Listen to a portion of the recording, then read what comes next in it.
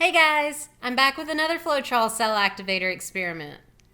We've been taking a look at different additives mixed in Floetrol-based acrylic pours to see what we can use to create cells.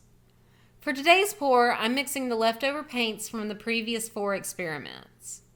So we have paint mixed with Rain-X Graphene Spray, Blaster Industrial Silicone Spray, Blaster MultiMax Spray, and CMX Ceramic Coat.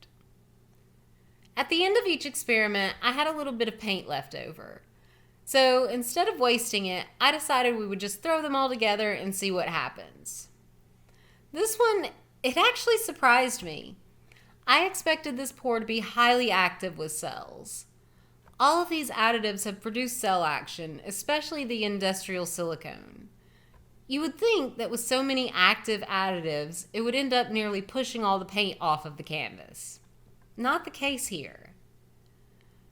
While the combination did produce a lot of large cells, they didn't take over the entire canvas like I expected.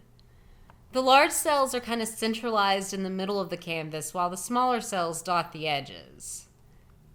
I think they all do much better separately than together, but what do you guys think? Let me know in the comments below.